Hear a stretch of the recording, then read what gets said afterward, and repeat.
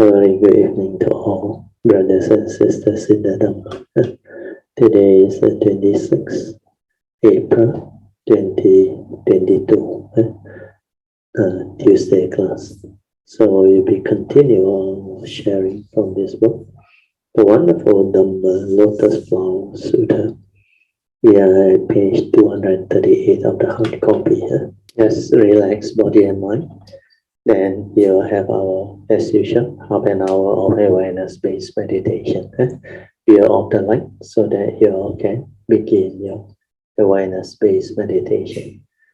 So 30 minutes. Make full use of this to develop the stability of sati, awareness within. Then use that to stabilize your meditative state, to meditate. If you do it properly, you will progress very fast. You will understand many things. Okay, I will now set the 30 minutes alarm. And after that, you have to remember just relax body and mind, followed by maintain awareness for as long as you can.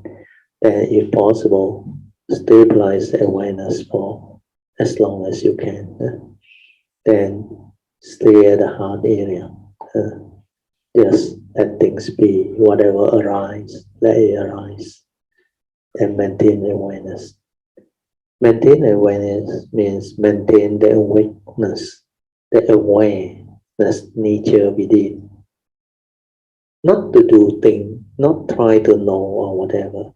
It's just silently aware. The power of awareness is majestic, amazing, if you understand later. Because ability to be aware will transform our mind from the heedless thinking, mundane activity, into an awareness nature that is fully aware. That's all.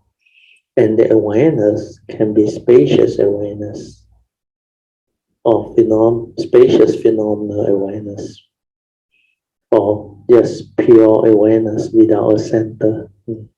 So specific phenomenal awareness is the one that is related to life, whereas the other one, spacious awareness without a center, is mainly for the meditative training, to be in that oneness nature.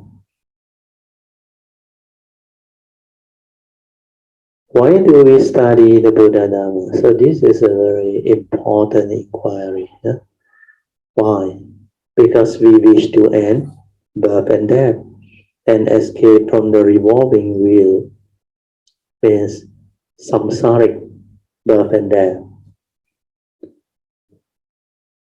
So the text says, weary of sickness, aging, and death.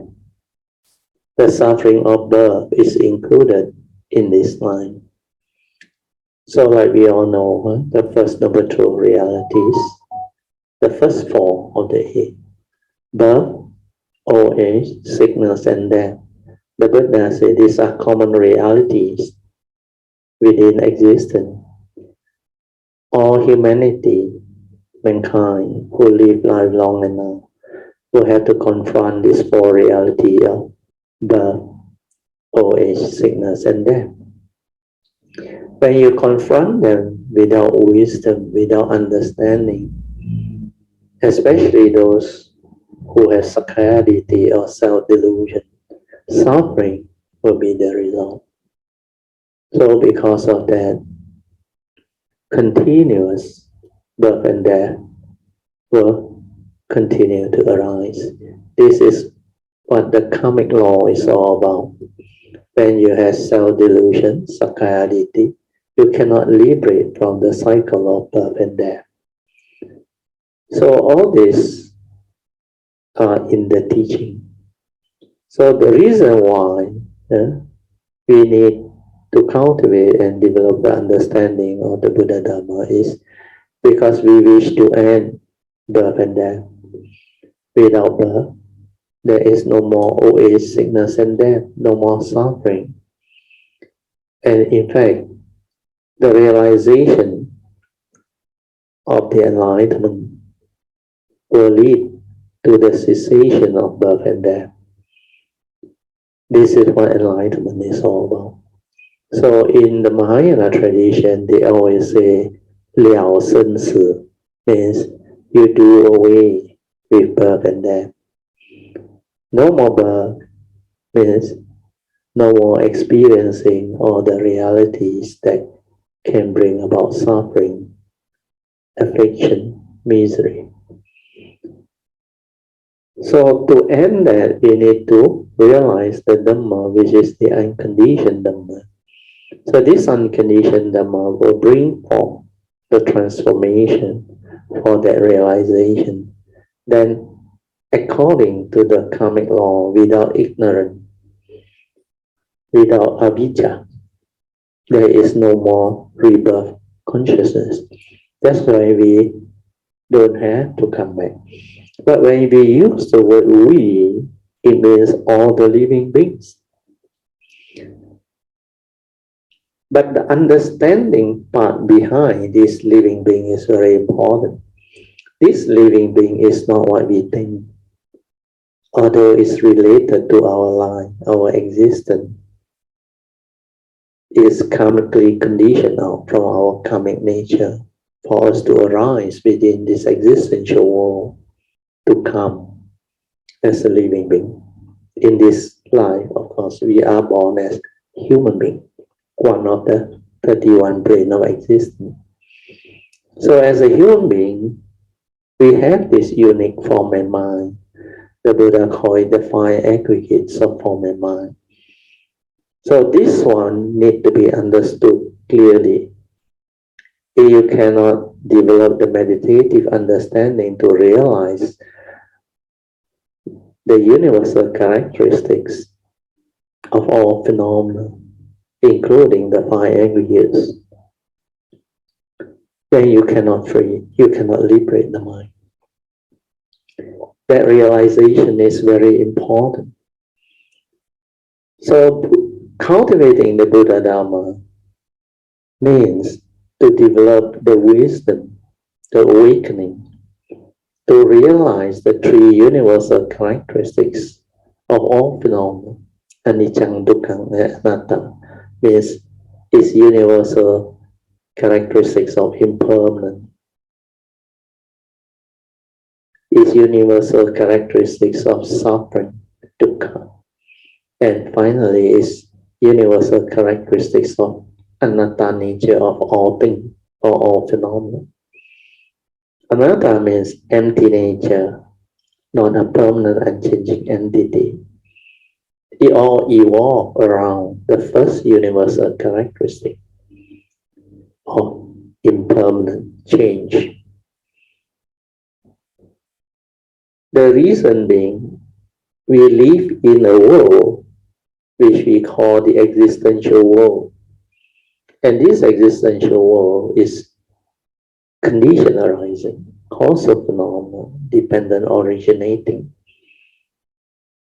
They are all supported by causes and conditions behind their existence, their arising. So this is the difficult part where cultivators of Buddhadharma need to realize and penetrate. And through this realization, they can relate back to their own form and mind, thereby realizing that this form and mind is not a permanent unchanging entity, not real, not what you think. And you cannot deludedly grasp and cling on to it. When you do that, you arise as sakkayaditthi, self-delusion. And the Buddha, under the first noble truth, final summary, defines dukkha very clearly. He said, in short, it is due to living beings, sakkayaditthi, or self-delusion, that condition them to grasp and cling onto the 5 aggregate of form and mind that I call dukkha. So the grasping aggregate when you grasp onto it, upadana khandhas will condition suffering or dukkha or afflictions. And this is the final summary. So to understand this, we have to inquire deep. Why did the Buddha say that? How can we develop the understanding of it? So to develop the understanding of it, we need to understand what are these five aggregates of form and mind. That's why we have to meditate. Then when we understand what these five aggregates of form and mind are, means the two aspects, then only we can put them to test and investigate into the truth that the Buddha has taught us. If we were to attach to them, cling on to them, grasp onto them, do we suffer? And this is how we actually develop the understanding. But in order to investigate, we need to have mindfulness, the awareness, the silent mind. We cannot just use the thinking mind, the mundane mind, the dependent originating mind, because that one is thought-based. Thought-based is limited because it is knowledge. Thought cannot realize the Dhamma, which is beyond thought, beyond mind. That's why you have to silence everything to develop the awareness nature within.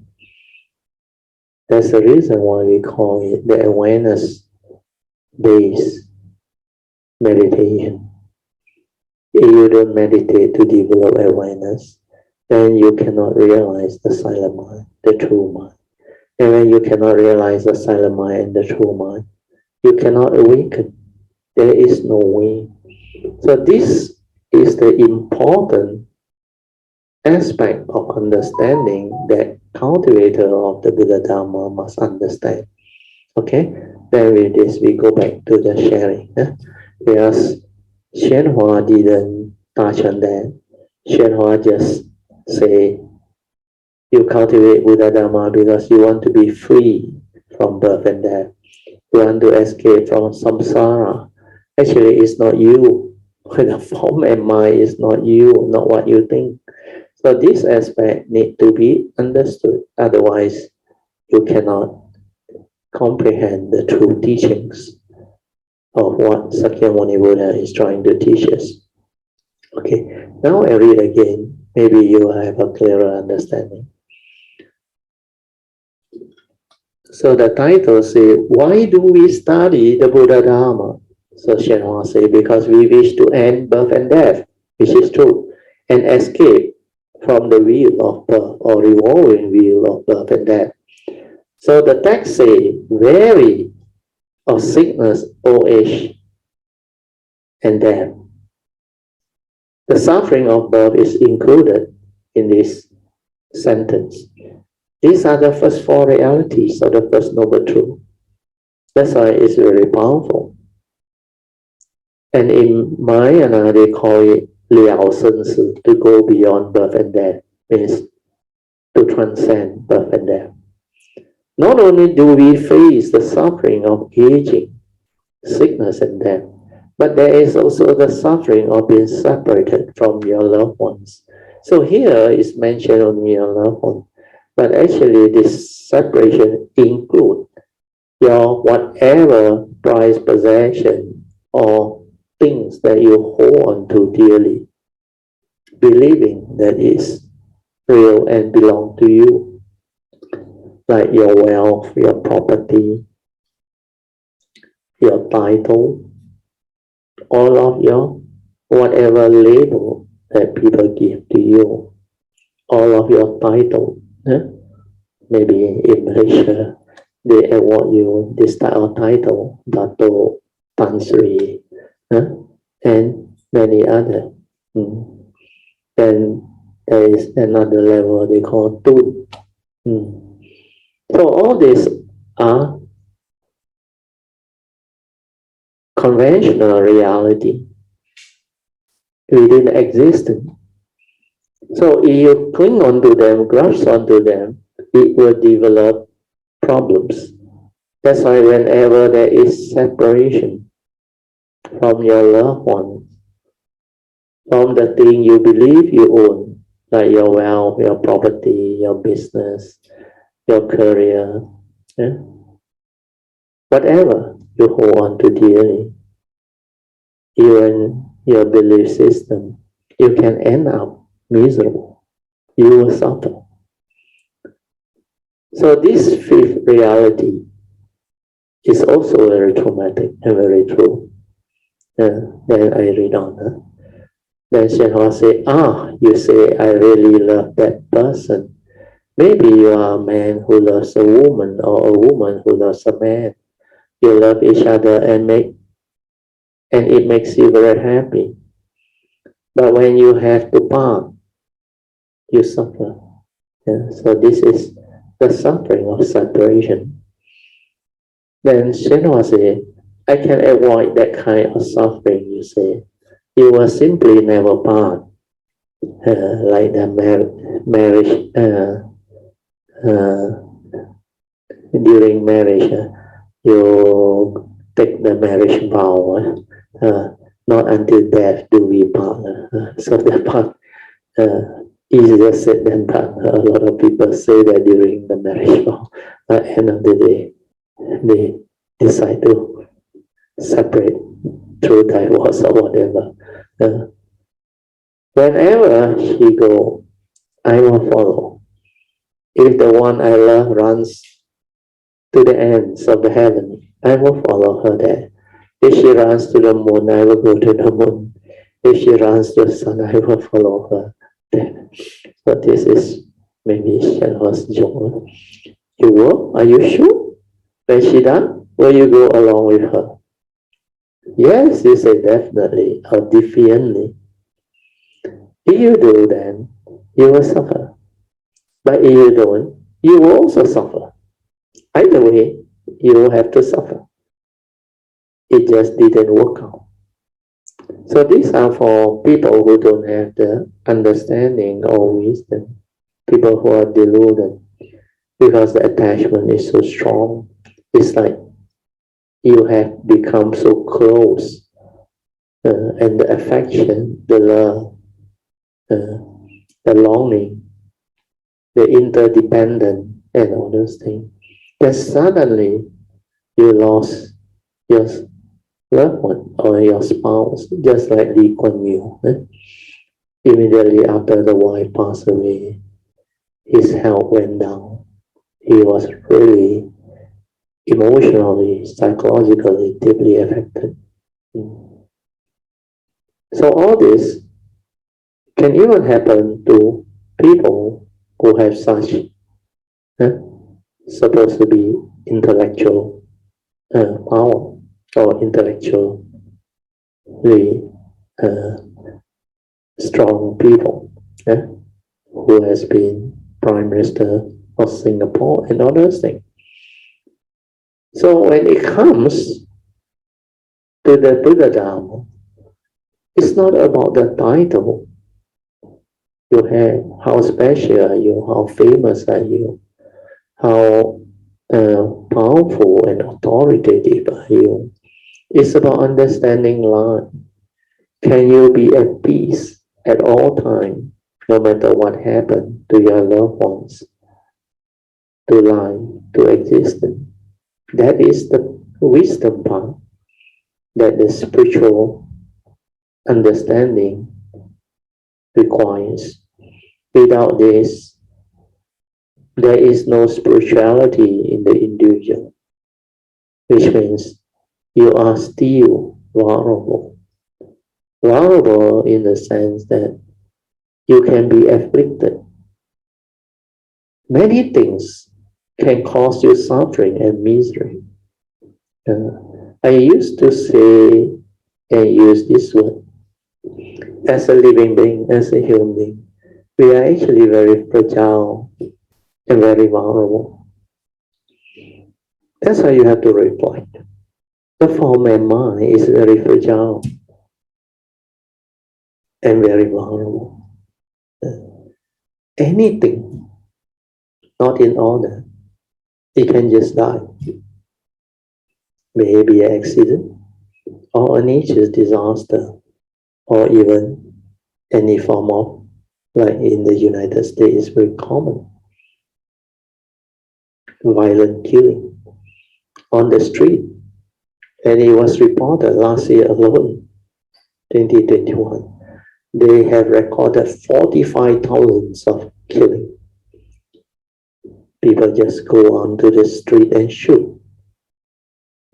And for such a developed country, this number is pretty big. And they are now talking about how to deal with all those things. It has been there for so long, the violence and all these things.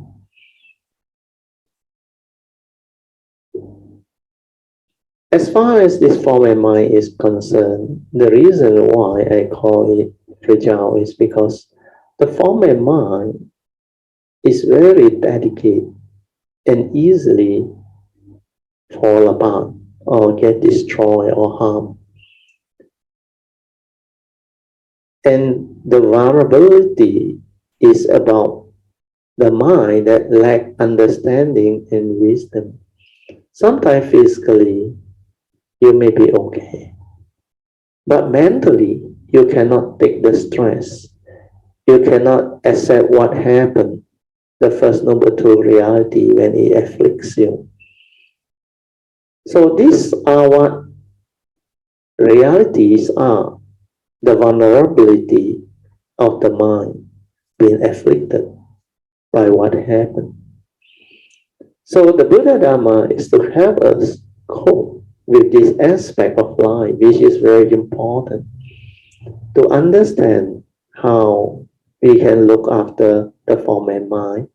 We can invoke power of merits, make aspiration, then develop the understanding. Then at the same time, we can develop the understanding of the Buddhadharma to liberate our mind so that we are not afflicted or affected by whatever that arises. So this is the reason why this teaching is very unique, the Buddhadharma. The truth that can be realized by the wise in the here and the now, each for themselves. That's why this Dhamma is pacitang vieditabo vinohiti. So this aspect of the Buddhadharma, you need to contemplate, you need to reflect. That's why we, in our yellow card, the Bodhisattva vow, I always advise you all to always request for the great beings to bless us, protect us, and guide us. So blessing, protection is for the form and mind. Guidance is the wisdom part, the understanding part, the cultivation part. Then when they bless us, their nature is different. But you must have causes and condition and affinity with their nature for them to actually support you in this way. Then have gratitude and respect and thank them for what they have done for us. So all these are very important understanding. Okay, we move on to the sharing. So we continue. Then there is a suffering of being around with one head. Actually, this one, the English is not so good. This is the sixth reality of the First Noble Truth. When you are with people whom you don't like. And who are the people whom you don't like? Just like what I have shared with you all. Sometimes in life, there are certain particular people, most people who don't have the understanding of the Buddhadharma tend to develop dislike for them. Especially mother-in-law step-parents and all those things. And sometimes when you are with people who are like in position of authority to harass you, to disturb you, that's why they say they will manage you by harassment and putting fear into use. So management by fear and harassment can be very traumatic. Like when you have bosses or people who are in charge of your career or whatever, your bosses or whatever. So it is not easy for you to work with them. Of course, you can say they are very fierce, unreasonable, very strict, very harsh. All these are the reality. But there are causes and conditions behind, and mainly is karmic. So you understand the karmic law, you can break free from this sixth reality. Then not only these two, there is also the school children's case where you are affected. Because in the school, we heard of bullies, gangsterism and all those things. And you can be harassed too. There's already in the work environment, sexual harassment, and many other type of situation where this sixth reality can be applied to. That's why when you are with people whom you don't like, can come in many forms. So how do you develop the wisdom to be at peace under such situation? And sometimes even among loved ones, children and parents, spouse or in-law parents, due to some minor issue or misunderstanding or selfish attitude, it can lead to conflict, misunderstanding, argument, then hatred, dislike, unhappiness. So this, when they arise, is the sixth reality. Means you cannot be peaceful even at home, especially those who came for their karmic debts. You have to repay your karmic debt. Then you will be haunted. It is like they will say, it's like hell. Every time I meet my spouse or my in-law, my whoever.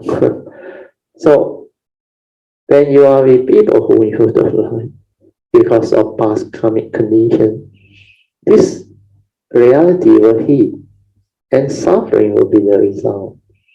And most of the time, those in authority, they will dominate over those that don't have the authority. Then later on, it reverses its role. This is what the law of karma is all about. You reap what you sow. What you did to people in future, you reap the fruit of it by becoming the victim. Other people will harass you, disturb you, take advantage of you, and put fear in you. So this first six realities, they are very powerful. When we move on, we see what宣化had to say. So宣化says, then there is the suffering of being around what one hates. When you are with people whom you don't like. Then宣化says, I just basically can't stand that person. Perhaps it's even your own spouse, just like what I mentioned just now. Those that come for their coming back. You may really be dissatisfied, but she follows you wherever you go. Or perhaps you say, I can't stand that friend of mine anymore. I have got to get rid of him or get away from him. But when you move to another city, you make another friend who turns out to be exactly like the first. This is called the suffering of being around people whom you don't like. Those with whom you have no affinity with, you grow to detest them, you dislike them. But the way fate would have it actually is karmic. When you leave that person and go somewhere else, you run into someone else like him. The people you left behind was half a pound, and these people turn out to be 8 ounces. Actually, this is a Mandarin proverb, 半斤八两, 本干半两. No more, no less, exactly the same. So this is the quote, I think direct translation from the Mandarin. There is also suffering of not getting what one desires. So this is the number 7 one. When you cannot get what you want, when things don't go your way, when your expectations in life are not met, so suffering will arise too. So this is the 7th reality I have explained before. I just move on to read to you what Shenhua described here. You may want to get rich, but you are always poor. This one is not so bad actually. You may want to become an official, but you are always a cock. So this is what you mean by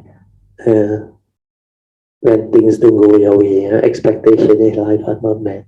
You may want a good wife, but you can't find one. You may want a good husband, but you can't find one. You can get what you want. Sorry, you can't get what you want. And you brought on it morning and night, causing yourself endless affliction. Why? Because you can't get what you want or what you seek. Because you can't get it, you suffer even more, to the point that you cannot sleep. Insomnia strikes. You toss and turn. You roll over on one side, but you can't get to sleep. You roll over onto the other side, and you still can't get to sleep. From dusk to dawn, you don't sleep a wink. The next morning, your eyes hurt, your body is tired, and you feel terrible.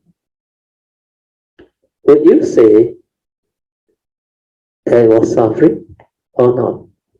You may say, I don't suffer in that way. I'm not greedy to get rich, to become an official, or to find a good wife or husband.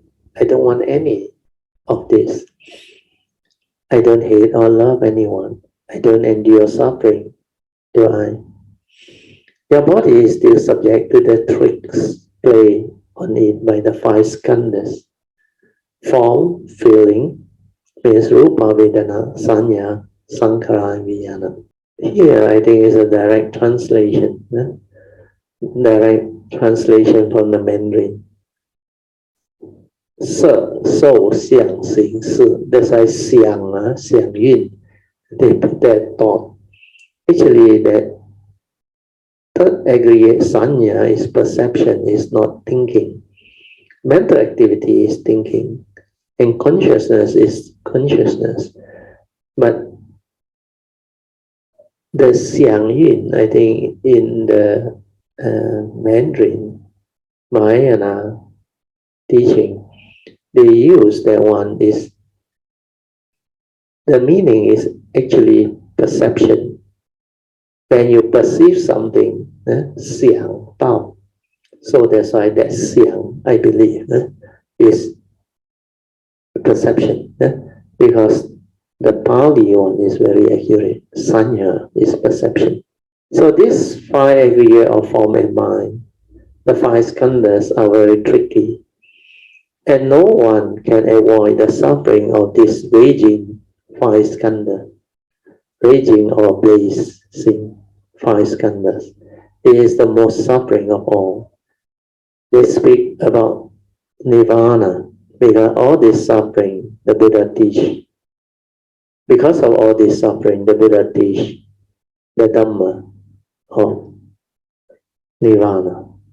So this is the way out of suffering, to realize the enlightenment, to realize the unconditioned Nibbana. So when it comes to the five aggregates, the grasping aggregate is the final summary of the First Noble Truth, which is the eighth reality. So these are the five. So I have gone through our version is the more complete one, more easier to comprehend. Whereas you read through what Hsuan has written here, it's not easy, unless you are a cultivator. Then he continued to explain what is Nirvana. Ni means not produce, see, the unconditioned. Vana means not destroy. You must not be attached to the force of your body, the physical body. Don't be attached, but seek instead the supreme way or vehicle, and attain the happiness of Nirvana, where there is no birth and death. Without birth and death, you would have ended the three types of suffering, and the eighth condition of the First Noble Truth will have no power over you, and all the limitless suffering. You will have attained the four virtues of Nirvana, is permanent joy, true self, and purity. So this one is referring to the unconditioned, which brings all suffering to an end. You can realize Nirvana, you will have exhausted the limits of suffering. So this is basically explaining to us the beauty of the Buddhadharma. To those possessed of blessing, people who have cultivated a way and make offering to past Buddhas, and who have in the past make offering to the triple gem or triple jewel. If you would like to avoid suffering, then make offering to the triple gem or jewel. In the presence of the triple gem, perform acts of merit and virtue. However, when you do, don't say, I give money to the temple. What did you spend it on? You shouldn't ask. You shouldn't pay attention to how the offering is used. You plan your own blessings and don't worry about what is done with your offering. You make offering to the triple gem, do everything within your power to seek blessings and wisdom before the triple gem. How does one seek blessing? To foster merits and virtue is to cultivate blessing. So the earlier advice by Hsuan is, I think he realized a lot of people who make offering or cultivate so-called merits and blessing, they do it with a very strange approach. They do not really comprehend the Buddhadharma as yet. That's why a lot of people, when they make offering, after they make offering, they become unhappy. How can this temple do this?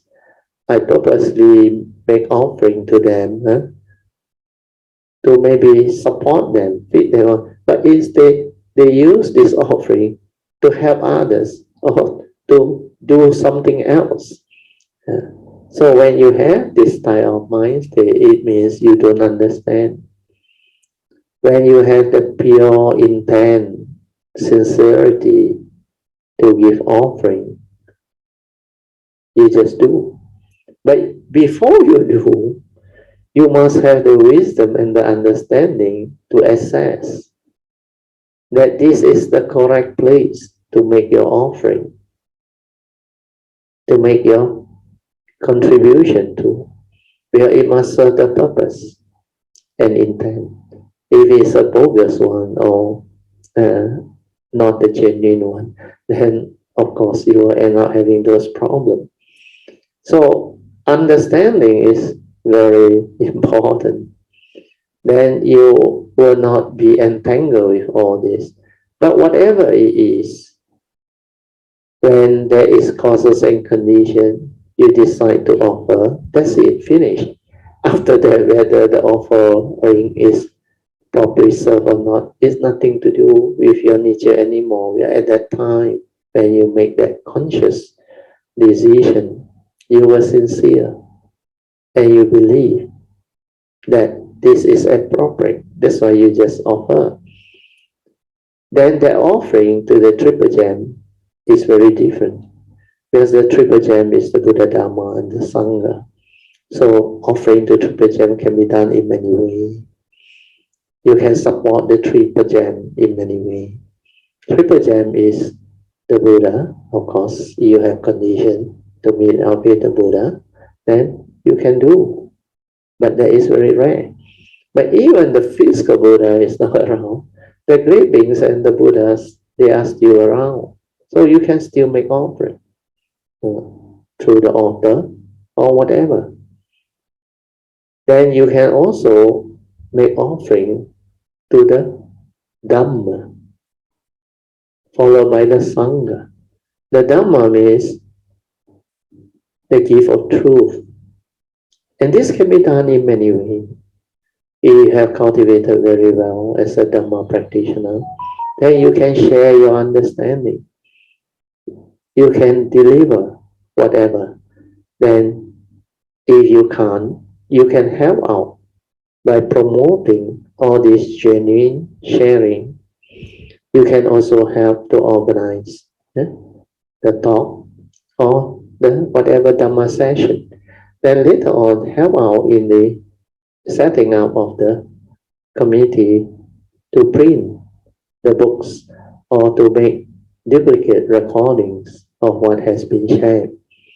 And also nowadays, because of technology, you can help to establish and maintain the website for such Dhamma activity and records and all those things. So these are various possibilities for you to make offering to the Dhamma. Then of course Sangha is very common. A lot of people make offering to the Sangha. So they have Dana. Dana can be in the public place, in the temple, or in the homes of people, house Dana and all those things. So many of these offerings to the triple gem can be developed. Then when you go for pilgrimage, you can also make offering to the altars or to the Rupang of all these great beings.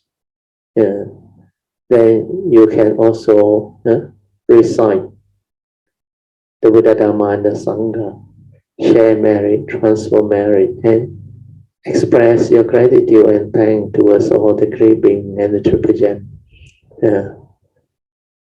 for giving you the causes and conditions to cultivate this Buddhadharma. Because when we take refuge with the triple gem, we are cultivating affinity. And when we have the affinity, because we take refuge, that's why the Buddha wants you to repeat. The first time I go for refuge in the Buddhadharma and Sangha, then for the second time do TMP, then for the third time you repeat. So when you make firm aspiration, when you take refuge with sincerity, faith, and understanding, you become different. So refuge is very important. So when you really take refuge, means you cultivate affinity with the triple gem. Because according to the Buddha, apart from these three refuges, the Buddha, Dharma, and the Sangha, you cannot find the teaching, the truth. Unless there is a Sammasambuddha, you cannot find this teaching. Then if there is no Sammasambuddha, this teaching must be around, means during the Buddha Sasana. That's why the Sasana must be around. Then when you take refuge with the Buddha, when the Buddha arrives, there are causes and conditions. Then you can connect. Then when you take refuge with the Dhamma, It's the same. When the sasana is around, you will be born during the sasana, where you take refuge. Of course, you have to do it sincerely, with faith, with understanding, and then diligently cultivate that affinity. Then finally, of course, you take refuge in the Sangha, the Aryan Sangha.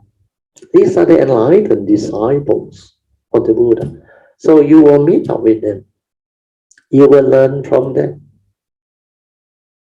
Then you can be part of the Aryan Sangha. That's how you have to develop the understanding of refuge in the Triple Gem. This refuge is refuge true. According to the Buddha, the Dhammapada verse is very clear. He said, there is no other refuge safe apart from the Triple Gem. He said, you can go and hide anywhere, not even in the mountains or in the cave or in the temple or anywhere. It's safe. It's only in the Triple Gem where you can find this teaching to liberate your mind, means the Buddhadharma, to realize the enlightenment in the here, now, and free. Apart from it, no other refuge. So this part on refuge is very important. Make a note, listen to it again, then develop it through this understanding. It becomes very powerful, very beautiful. And it will stick with you, follow your form and mind, your nature. Okay, we go back to the sharing. So this part, to foster merits and virtue, is to cultivate blessing. So that part already we covered. But there is another aspect which is beyond merits and blessing. Wisdom. How does one seek wisdom or cultivate wisdom? So this part is very important. Maybe we will stop here. Okay, we stop at page 240, actually, the last paragraph. But before we open up for second session, maybe I will just summary to you what we have discussed today. So we have covered most of the First Noble Truth reality, the 8 realities.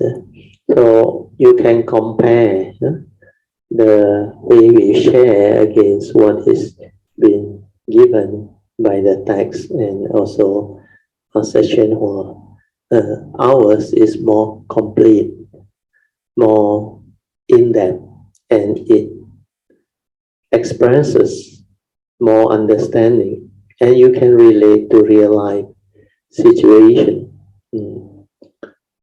Then there is also the other aspect of cultivating blessing, taking refuge, and all those things, where I explain in much more detail refuge in the 3 jewels or the Triple Gem, the Buddha, Dharma, and the Sangha. Listen to that part. It will help to deepen your understanding. Then you know why refuge is so important. Why the Buddha emphasized so strongly, there is no other refuge safe in this world or universe. Apart from the Triple Gem, there is no refuge safe. That's why you must take refuge in the Buddha, Dharma, and the Sangha. And the understanding is very deep, not easy. Then the other aspect of the teaching is, which Hsuan wants to put forward, is when it comes to cultivating Buddhadharma, it's not only about avoiding evil, doing good, cultivating blessings and merits. Of course, you may have the good life. But is that enough? Does that equip you for life? Are you saved? No. Because merits and blessing maybe can give you good blessings and karmic fortune for more wealth, more good condition to go through life and all these things.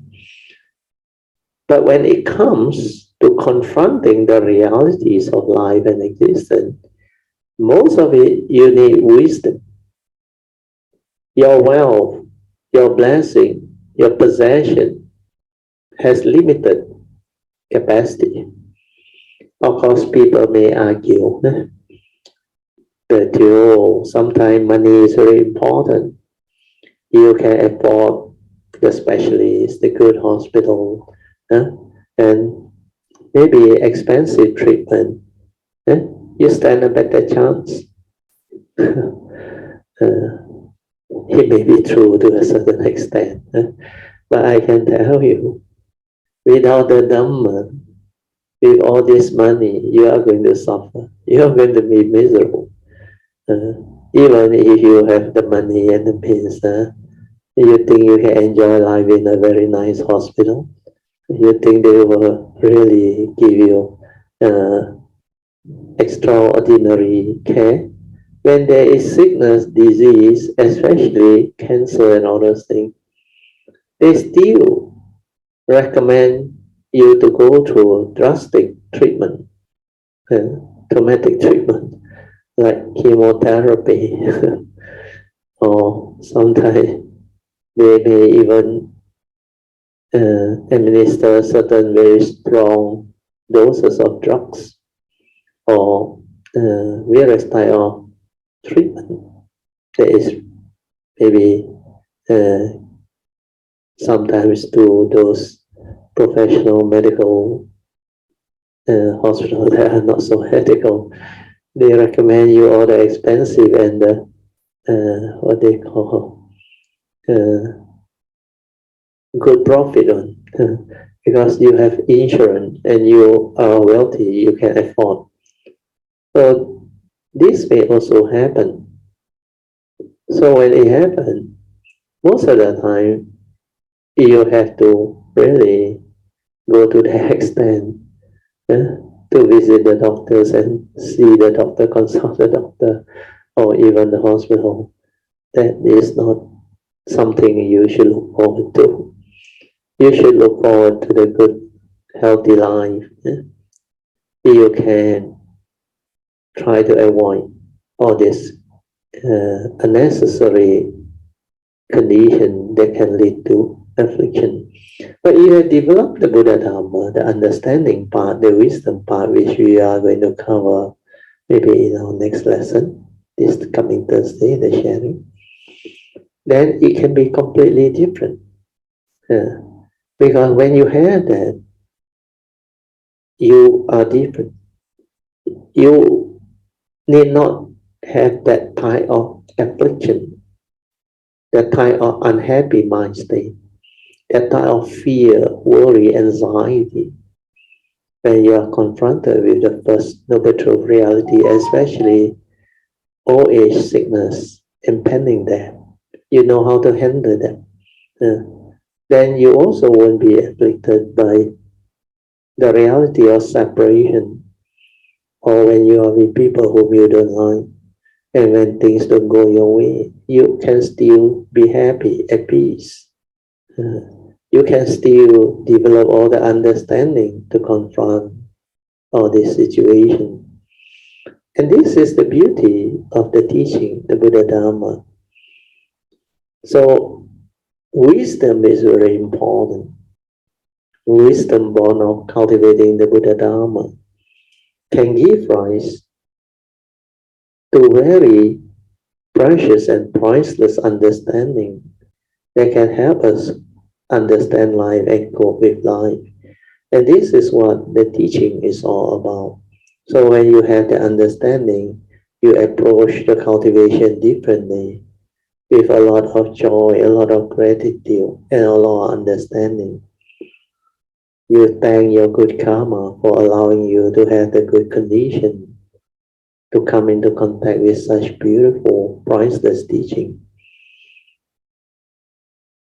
that can actually make a big difference to your life, can give you so much joy, happiness, peace of mind, and liberate your mind so that you need not suffer anymore. Suffering need not be, so that you can live the noble life, or the third phase of Dhamma, Pativeda. Then you can get to experience all of the beauty and wonders of life, the pristine beauty and wonders of life. Then life becomes meaningful. So all these are possible. This is why the Buddhadharma is so wonderful. 妙法莲华经. 妙法 means wonderful. So the wonderful Dhamma, Lotus Flower Sutra, this is a very beautiful Sutra. Okay, with that, maybe we will open up for second session where we will invite people who wants to share or report their meditation or ask any question. They can just come in. Good evening, Brother Teoh and all Kayamitas. Yeah. Song and I just came back today. Oh, sadhu. All right. Just something to share with you all is that perhaps I report to Brother Teoh about some phenomena that I experienced. Good. Okay, sadhu. Just recently, I went for a lunch, you see, and then at the restaurants, I was standing behind a table, wanting to call for the waiter. And then the person in front of me, I think he thought I was like trying to look at his handphone, you see, because I was standing behind him, you see. So he turned his head and stared at me, you see. And then and suddenly, I don't know, I mean, I was like, there's an emotion arise, you see. And before the emotion arise, I noticed my heart vibrate, you see. Yeah, pumping, pounding. And this is the first time I experienced this. I was like, before even the sort of like, the sense, the thought arrived, the heart it's already moving, you see. Then I was like, wow, what happened like that, you see? Yeah, this is what the form and mind is all about, human being. The one that has not developed the stability or understanding, this thing will happen. Yeah, it's very common. It's just like in the early days when we were young, you remember, for my school, ours is a non-co-ed. Non-co-ed means what? All the boys one. My school is all boys school. Then there are two schools which are ladies. Then Form 4, we are forced to mix because not enough upper secondary classes. So we become co-ed after Form 4. And of course Form 5, Form 6. So they always say, in the beginning, when you join a co-ed school in Form 4, you feel so shy sitting next to a lady, and the teacher purposely put them together. So you have to experience all those things. So when you go through life, you experience all this. But when you develop the cultivation, as you mature, as you transform and evolve, you become different.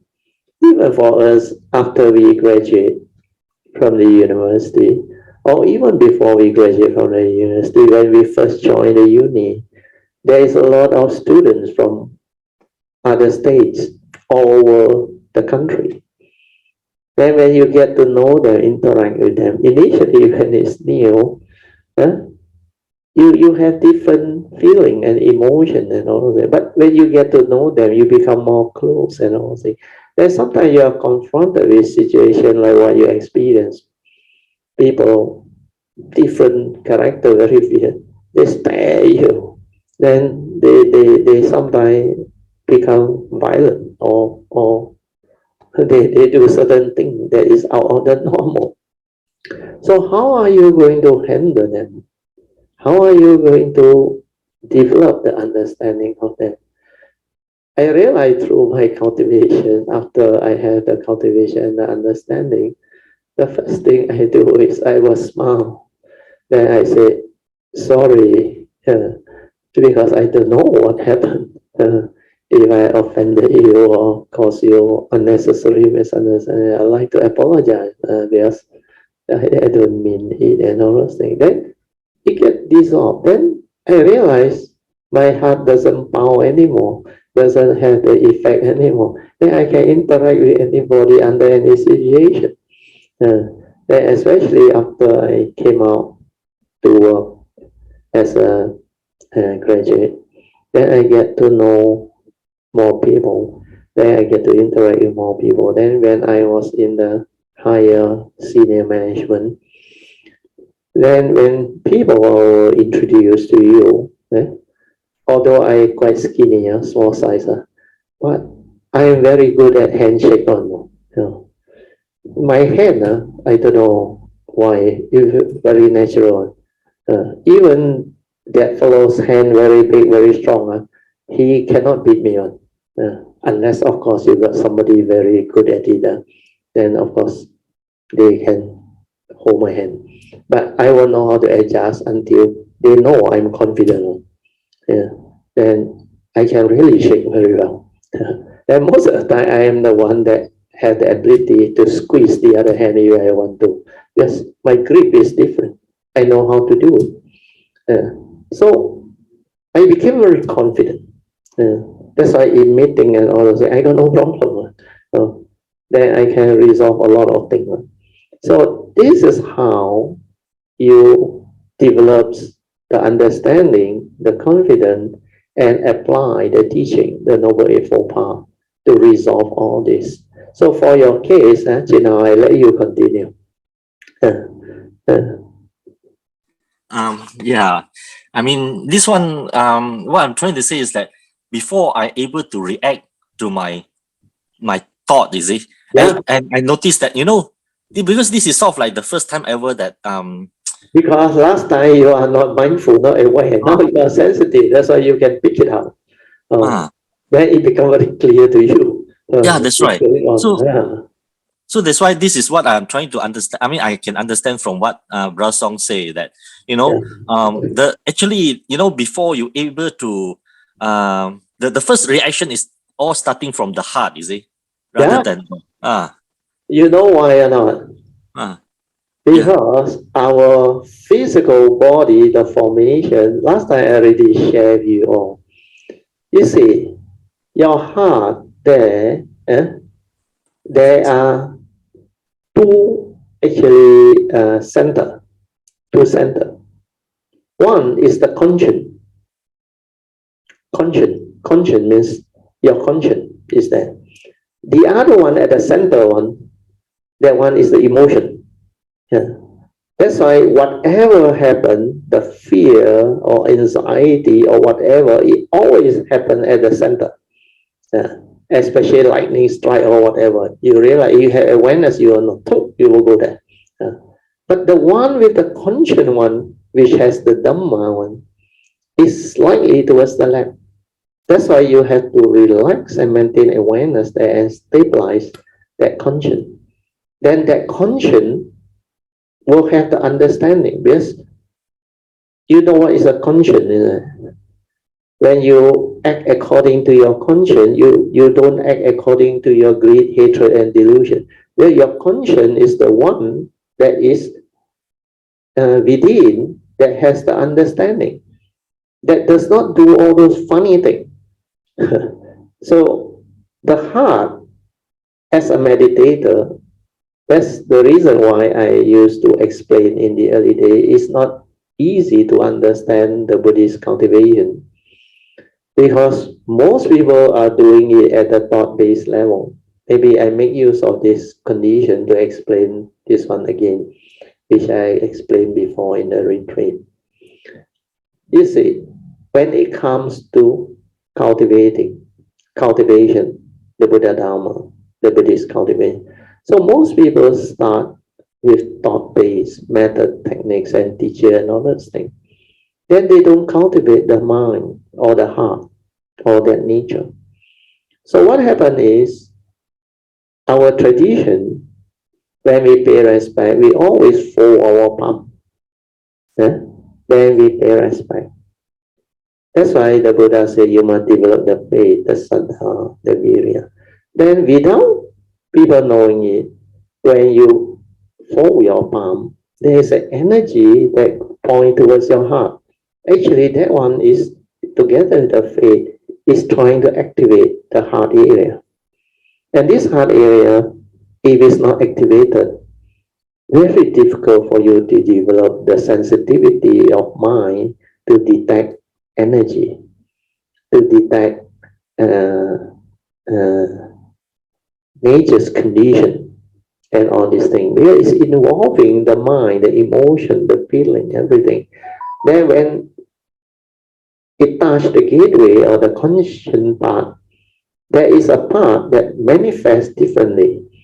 Especially when you go and visit a friend or go to somebody's house, a new place, or you want to buy a house, or you follow a friend to see the house. The first instant you walk in, that feeling that comes, the sensation that comes before your thought come in, that is your conscience. That one is that nature sense it. If you don't feel good, walk out. That is not the place for you. But once the thought come in, then it will create funny imagination. Oh, how come like that one got ghost? Then that one not accurate already. But the first instant one is very true one. If you feel very good, means it's meant for you. The energy, everything is meant for you. So that is the first thing that people have to realize when it comes to cultivating. The heart has to open up first to develop the sensitivity. That's why you develop anapanasati or whatever meditation also. You finally will come to the heart. It will drop to the heart. The whatever awareness, the mindfulness of the in and out breath, it will go to the heart. Then even awareness-based meditation, finally you will go to the heart. You stay there. And the heart has to be sensitive. It has to open up. And to do that is not easy. It takes many years. Unless you have your past, you are very special. Otherwise, it takes a while. Especially those who have the faith, they move very fast. The faith and the past. So when saddha is there, virya is there, these two actually will activate. Then it will continue to make you sensitive. Then if you go to retreat, you meditate a lot. Of course, you must know how to meditate. But most people last time, they do method technique and all that. That one also can help to activate, but it's thought-based. They are using the thought. It's just like the Tantian people. They go to the Tantian and use the thought energy to go in. Because before you have the Dhamma, the wisdom, if you do that, it's actually called tempering. You are tempering with the chakra, because before you are enlightened, before you have the Dhamma and the wisdom, what happened is you have the yin-yang imbalance. You got no equanimity. Your energy is mixed, yin and yang. So because of that, that is not a pure thought, pure mind that can actually activate that nature. That's why that one can like activate, or we call it tempering with the chakra. Then it can cause energy build up, storage, or something that it make that thing sensitive. But without the Dhamma, without the equanimity, your yin-yang has problem.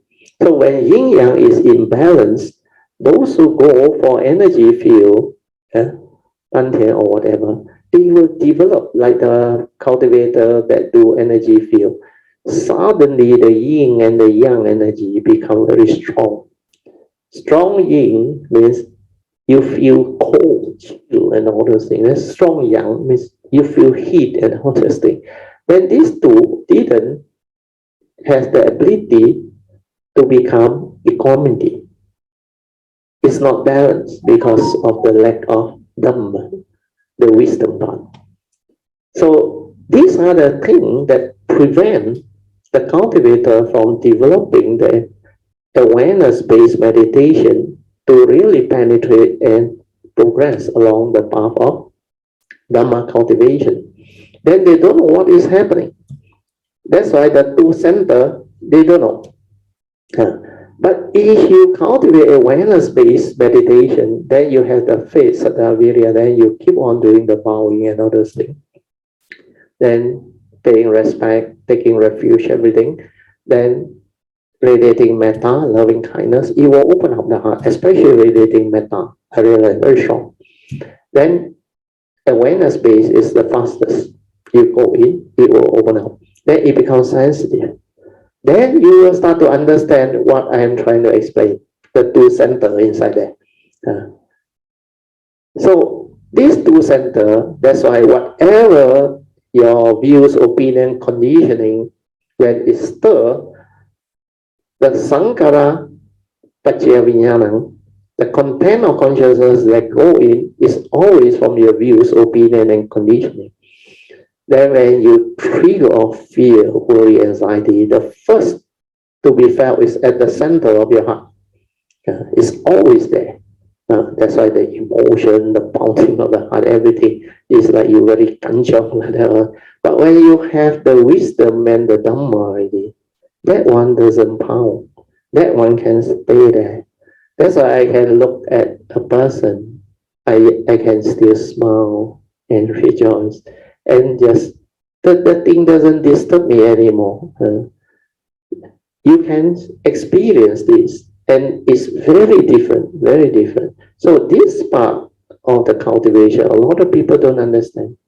They thought, read the Dhamma book, go for retreat, do the method, technique, chant, and all those things, then it will happen. It's not like that. The awareness need to be stabilized. Then that daily mindfulness need to be stabilized. Then the essential Dhamma need to be understood, the contemplative wisdom, first turning, second turning, and the third turning. So all these are the whole process of cultivation, the understanding of it, and the transformation that happens. Actually, a lot of things not written in book, not explained, seldom explained. So it's not easy, but this is what is happening. So this part, thank you for bringing out the condition. I explain again, is for the benefit of a lot who can understand now. Because now this aspect of the sharing and teaching will become very useful. Then those who have developed the awareness will understand what I say. Then later on, they will develop their own stability and all those things. So now you can continue with your description. Yeah. And also last round gather at your house and after the lunch. That session is very good. That's right. And your first advice to me, when I heard that, I don't know, I also my heart also is like, moving, you see. I was like, wow. Yeah, but I the advice was really quite good, you see. And then so this is what I have reason encounter. And what over the retreats I noticed that, really, I mean, we always wanted to use our heart, our mundane mind to cultivate and all those kind of things. But now I realize that, cultivation is beyond our thought can contemplate, you see. It's all, it's later, I mean, mundane mind, using mundane mind is just a starting, you see. To try to start the things, but the thing is like the actual moving is actually internal, you see, and it's beyond our mind can contemplate, you see. I don't know what to say, but it's all inside, and inside is beyond our control, you see. Beyond your control is because the Dhamma or the Yoniso Manasikara, the Dhamma part, the wisdom part has not stabilized. Yeah, it has not become a part of you. When it has become a part of you, that one immediately, spontaneously will arise. That one is the one that protects you from being deluded, from being affected. So that one is what the real cultivation is, the Dhamma. Yoniso Manasikara. that stability of understanding, wisdom. That's why I say that one you cannot learn. You have means you have. Means if you have cultivated correctly, awareness based and all those things, then develop the first turning, second turning, and the third turning, wisdom, stability of awakening inside. And then it stay with you. Then you reflect on it contemporarily to stabilize it. That this thing is in your nature. Well, whenever you live life, you confront something, any other senses come, it will trigger. That's why we call it yoniso manasikara, wisdom at the moment of sense experience. This one is spontaneous one. It will come out and tell you, sabbe sankara anicang, sabbe sankara dukkang, sabbe dhamma anatta. All thing is just the way it is. Truth is, reality is. Tattva, suchness. Then all the skillful means, the essential Dhamma, they will all surface. Anicang, dukkang, anatta, and all this understanding, they will surface. But before you have the cultivation and the stability of all this understanding, it cannot. Then what happens is, like what you go through, after that you will use your thought, your mundane mind, to try to retrieve to memory the advice that the Buddha has given you, or you call it radio or the books or whatever. So you try to apply knowledge, Dhamma knowledge, to deal with the situation. That one is not yoniso manasikara already. That one is acting according to memory.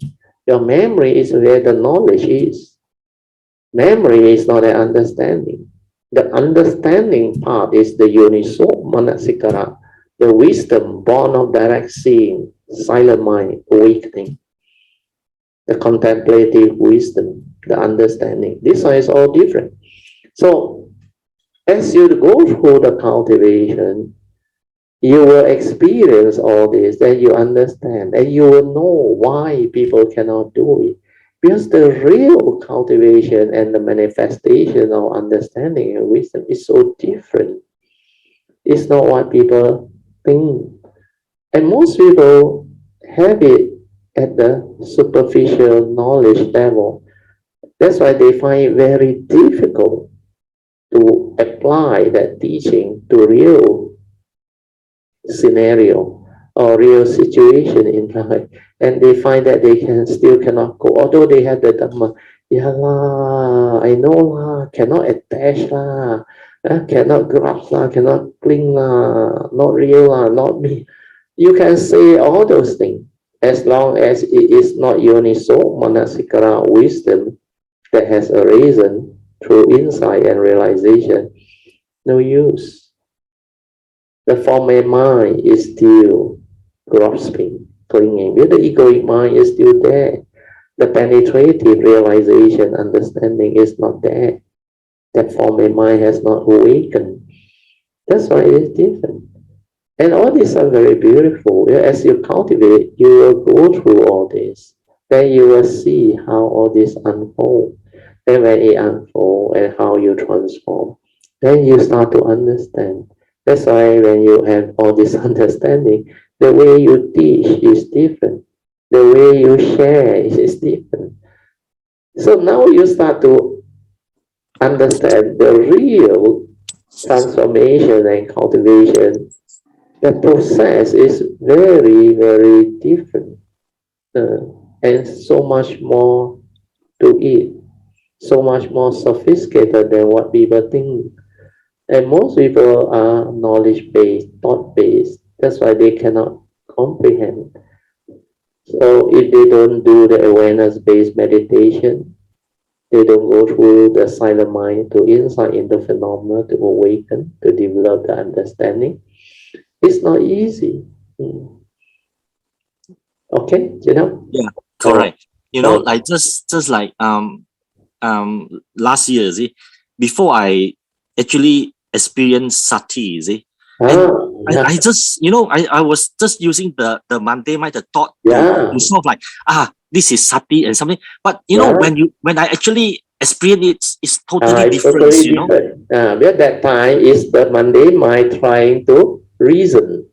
The analytical part, analyzing, is this sati? Is this what Brother Teo meant? Is this what the Buddha meant?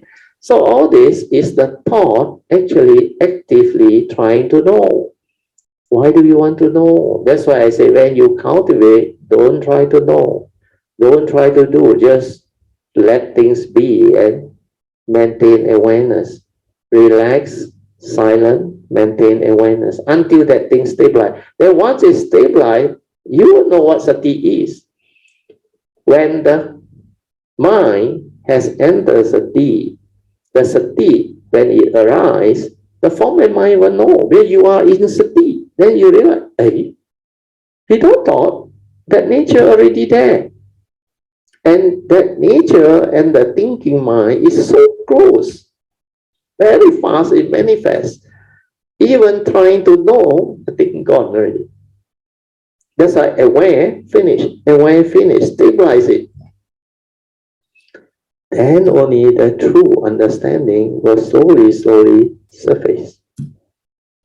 So what you have gone through is very good. So now what you need is more and more of this stability of awareness in the form of meditation until your mind enters sati. That in the midst of life, your daily routine, the daily routine, or they call it the daily religious routine, means accumulating into the daily mindfulness and all those things become very stable until throughout the day, most of the time you are just aware, mindful. Once you reach that state, you progress very fast. Before that, not so easy. You start to see a bit glimpse of certain things. You start to have the joy and the interest and all those things. But you have to really go through that stability of inner awareness leading to the stability of the daily mindfulness. That one, once it comes, the whole form and mind become different. Then you will understand many things on your own. When the Dharma keep on unfolding, then you start to see many things that you don't see before. Even now you start to see a bit. These are the grosser part. These are not the more subtle or refined type. Later on, when your mindfulness becomes very stable and continuous, you will see the subtle mental intention behind, the fine manifestation of defilement. You will start to see them, how they come through the back door and all those things, and how the thought actually deceive you by telling you a story. That's why I always say they come through the back door to prompt you in a different way. So good, Yeah. So that's why I was very amazed. You see that, with my so little kind of like sati, you see, it totally opened my new horizons on your teaching. You see, because really your mindfulness teaching, sati is the entry level. You see, have to be, last time, I can hear a lot of what you are teaching. To me, it's like you are repeating. Knowledge, and it's like in and out, just like that. But wow, when I first of experienced sati, it's totally opened up my new horizons. Wow. It makes sense to me, you see. Yeah, and the whole cultivation becomes so different because the silent mind that sees and awakens only can understand all this teaching that has been taught by the Buddha, because this is the awareness-based meditative training that lead to the direct seeing, the awakening. Without the silent mind, the awareness-based meditation, you can't. That's why the Buddha said heedfulness is the path to the deathless. The heedful never die. So heedfulness is very important. To be heedful, two paths. Ever mindful, constantly meditative. To be ever mindful, you must be mindful first, then stabilize it to be ever mindful. And now you start to see the meaning of heedfulness. Not until you can develop the stability of mindfulness to be ever mindful, you cannot be heedful. You haven't really started the real cultivation. That's why all this understanding will fall into place. And I always hinted to a lot of people, the real meditation only starts when your daily mindfulness has stabilized. Before that, there is no real awareness-based meditation. A lot are still thought-based, knowledge-based. Good, sadhu to you, you know. Yeah. And also, in the retreat, I keep on listening back to your mini YouTube, and it's really beneficial me a lot. That one very useful. And I understand that, you know, I'm actually in the sort of like trying to stabilize, you see, my sati, and I know that this will take take a while. Quite a while, you see, and you have to do it consistently. So when your faith is very strong, when your daily religious routine is established, means without fail, throughout the day you do it. That 3 to 6 months to stabilize it is very important. Then after that, it becomes like a part of you. Then the mind has entered sati. And then it becomes very easy. Then that time, sometimes I call it very strange. You want to go back to the old way of heedless thinking, cannot already, because your routine has been so well established and everything is just that way, mindful, aware. That's why you start to see specific phenomenal awareness most of the time, and hardly any thought. Most of the time, you hardly think. You only think when you need to think. Then you understand why you don't think. Because no point. Think also like that, don't think also like that. Unless you want to reflect, develop stability or understanding, or to help people, or to help you resolve some worldly situation. It's contemplative wisdom. How to help people and all those things. Then you reflect, how can I share all this so that people understand, so that they will not get themselves entangled. The deluded way, the old way at first thing. So all this will happen as you progress. Then you will know how to apply the right thought, to give rise to the right understanding, to share with people, to help people. But that one normally take a while. But you yourself must free and develop the understanding. And then only you can extend it to help others, like the Buddha mentioned under the Sarika Sutta. If you yourself are caught or trapped in the Maya, you cannot take another cultivator out of it, because you yourself are trapped. But if you have come out of it, no more delusion, no more suffering, and then easy to help people. Then you can instruct. Unless they have coming obstruction, they cannot receive. Otherwise, most of them actually can appreciate and receive and follow what you try to teach them or guide them. Of course, they must have affinity with Triple Gem and have faith in you. But from the way you express yourself, you project yourself, the way you communicate with them, they can sense you are different. They feel safe around you. Then they have confidence in you. That's why bodhisattvas, great beings, they have this quality. Okay. Correct. And really, I noticed that one thing is, throughout our cultivations, it's really go opposite from what our mundane mind is trying to looking for. Our mundane always wanted opposite of what the normal convention is. Yes. The mundane convention is the opposite.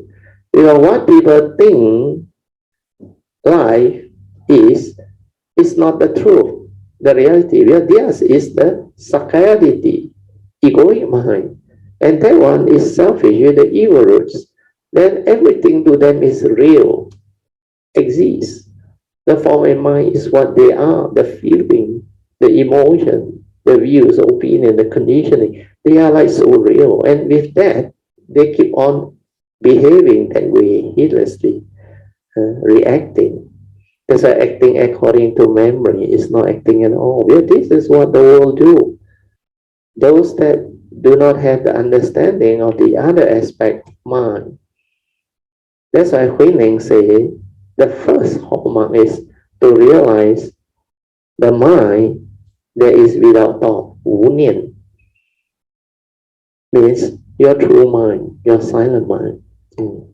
If you don't start from there, you cannot realize your self-nature, your true nature. Then to share Dhamma, to teach Dhamma, to cultivate, apart from that nature, the self-nature, the awareness nature, is not the real Dhamma, not the real teaching. That's why all of his teaching is never apart from that nature, the true nature within. From there it manifests. From there it arises. That's why after the fifth patriarch explained to him about the Diamond Sutra part, he rejoiced and he told fifth patriarch how amazing that nature is complete by itself.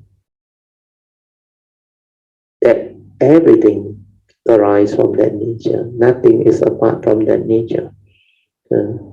So that nature that creates the mundane mind, which the Buddha mentioned, mind is the forerunner of all things. That one is the mundane mind, the thinking mind, the dependent originating mind. That one is subject to karma, rebirth, birth and death. Whereas the other one is the unconditioned, the awareness nature, where there is no duality, no thought, nothing, just aware, silent. That's why you understand this, see in the meditation, then you will start to understand. Then you will become very amazed at how wonderful the awareness nature is. But the awareness nature, the energy is different. That one is pure energy, it's not thought energy. It's that nature's energy. And that one is so pure, so pristine. That's why when you are aware from there, you can see things as they are. Then you can actually awaken insight into phenomena. And that one has a lot of possibility. Then wherever you recite the awareness, it will detect. It's very sensitive. That's why your mind is like super sensitive. The mindfulness, the awareness. So all these are part and parcel of the Buddhadharma and the cultivation.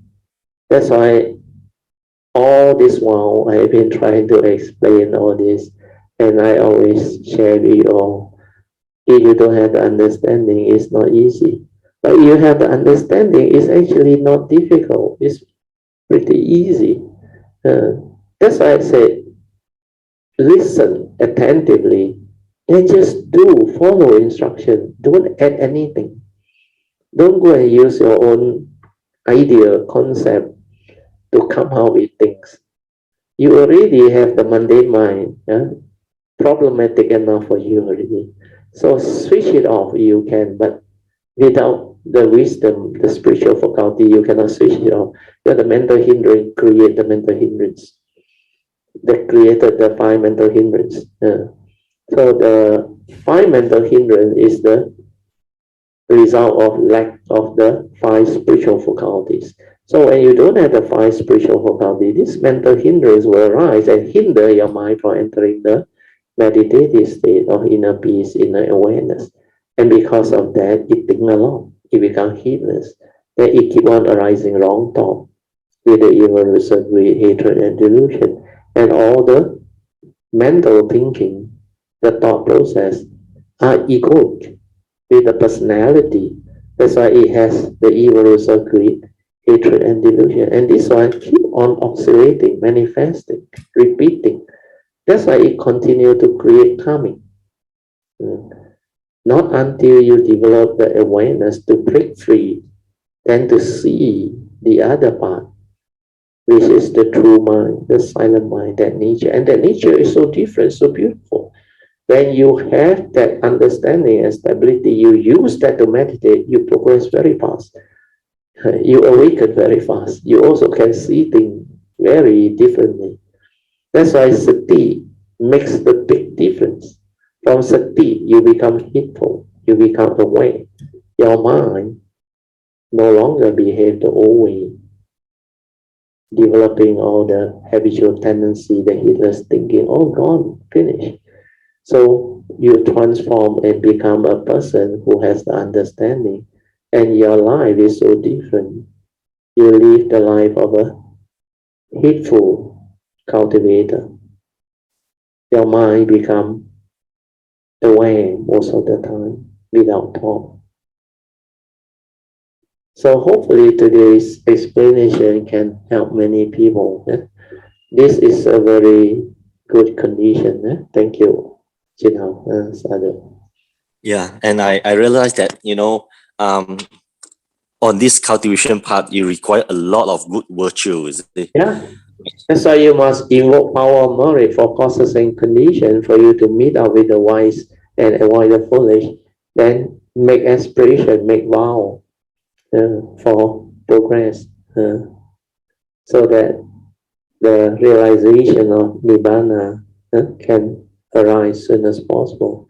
So all these aspirations are very important, because to really meet the true teacher and have the right understanding is very difficult. That's why the Buddha encourages people to apply the power of merits. That's why you invoke power of merits and wholesomeness. It means punya, use the punya, the merits, kamina. Dhamma me bala samagamo, sattang samagamo hotu, yawa nirvana patya. So this is the pure wish, aspiration to avoid the foolish, meet up with the wise, so that Nirvana can be realized in the here and the now, soon as possible.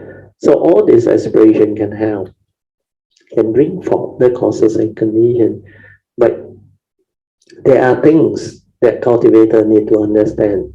Sometimes you make this aspiration, aspire to avoid the foolish and meet up with the wise, but you don't bother to, through the phase 1 Dhamma Pariyatti, to understand who are the foolish or heedless and who are the wise ones. If you don't even differentiate them, then like the merchant who met the Samasa Buddha, the first merchant, he cannot recognize him. And he still down and he walked away. What a waste. That's why in real life you can see the example. That's why I always share with Kayamita in the early days. I say, you not only make this aspiration, you must also determine to understand who are the heedless and the foolish. Then who are the wise ones. So by now you all should be able to differentiate between the wise one. With the wise one is heedful, aware with the Dhamma, with the understanding, have the Noble Eightfold Path embodiment. Whereas the heedless, they think a lot. They arise a lot of wrong thought. They don't have the embodiment of the Noble Eightfold Path. They don't have right view, right speed. They are not refined. They are very crude, full of emotion, anger, and all those things. Then they break the precept. They don't keep the precept. These are the heedless ones. Whereas the wise one, they definitely have the precepts. Then they are mindful, they are aware, they are heedful, they are different. Their mind is very serene, calm. Then if you have the condition to meet up with those creeping, it's even more marvelous, more amazing, and more beautiful. So this is how you have to improve your own understanding. Make aspiration, yes, but also determine to understand who are the one are the heedless, foolish, so that you can differentiate, and who are the wise one. So the key thing to look for is the mindfulness, the heedfulness, the precepts, and the embodiment of Noble Eightfold Path. If they don't have that, then you know these are the people, they are not so heedful. So these are the one you have to avoid. avoid the foolish, the heedless. Then when you meet out with the wise one, you should be able to sense it there and then, straight away. Then not only recognize them, follow, then develop the cultivation with them. That's why these are true Kalyanamittas, Dhamma friends. Okay, sadhu. Yeah, that's why I mean we are really very lucky because Yeah. After your teaching, when I look back to some of the so-called guru type of talk and things is right up is totally it's all thought level, is it? Yeah, thought based, knowledge based, because you were no one. Yeah, that one cannot lead to real transformation. Cannot. You realize you do all those things, like Krishnamurti say, year in, year out, you can sit for years, over thousands of years. That title, I think you review and I go on. One of Sri them, yes. just said no. It's not the sitting and the... Oh, not published yet. Oh yeah. I thought you published it today. Oh, not yet. But you sent to the 3 websites. Hours. Sorry, hours. There's another one, thousands of years. This one is hours. Sorry, today one is hours. That's we confirm. So that one is very clear.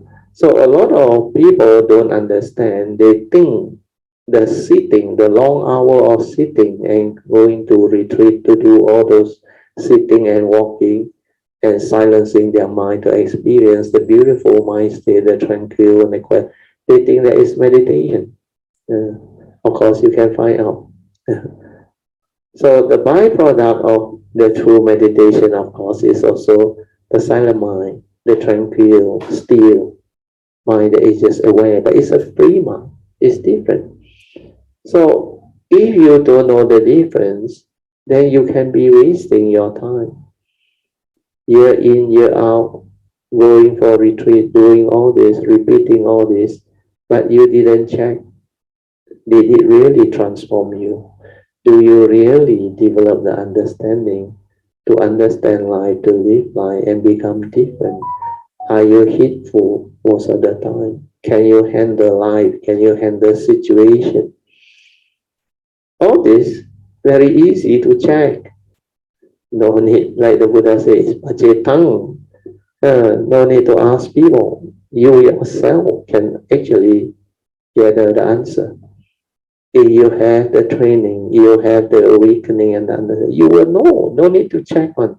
You realize your form and mind has become different. It has transformed. It never have any problem anymore. No more entanglement. If something can lead to entanglement, means you have to check your cultivation. You're still holding on to some form of viewpoints that actually entangle you. The factors are still there. So a lot of this thing, you need to develop the awareness to review yourself, to see it clearly. Then understand the deep meaning of anatta nature, the non-self, empty nature, not a permanent, unchanging entity. This one is very important. Then understanding the dwelling, paticca samuppada. Yeah.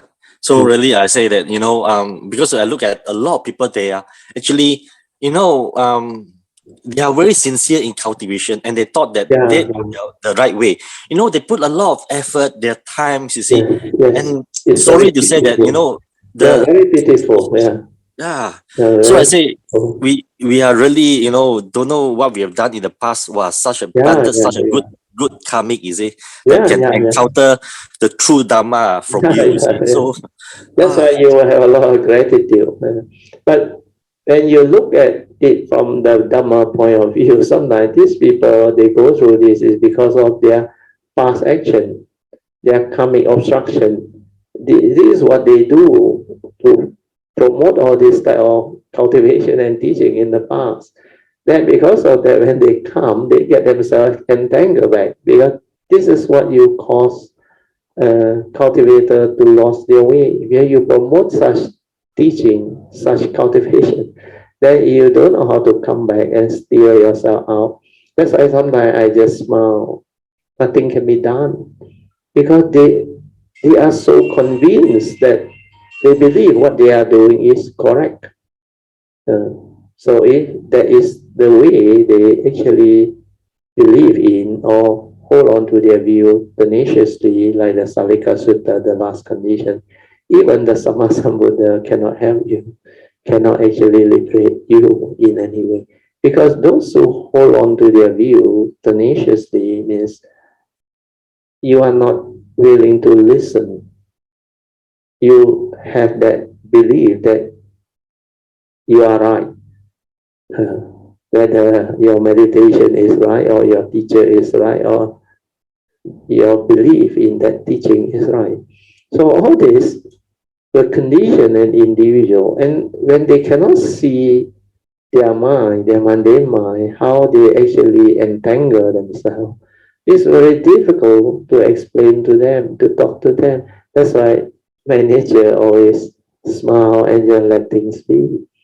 If you want to know, then you go and find condition to have this condition to come into contact with the true Buddhadharma. Otherwise, it's very difficult.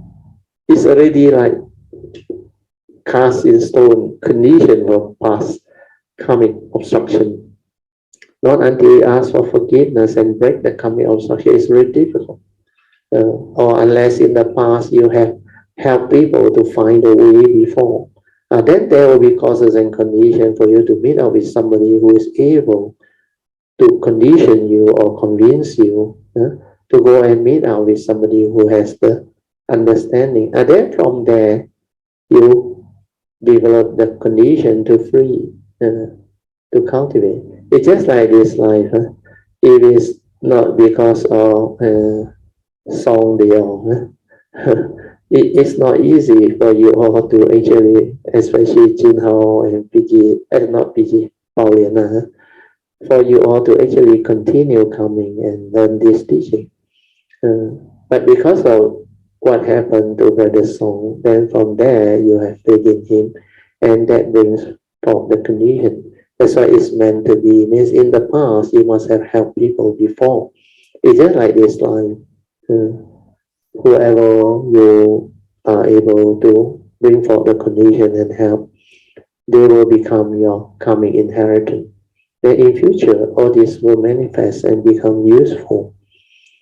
So once you have the understanding, you should determine to cultivate it, stabilize it, then use it to help people, especially those who have the condition and the affinity.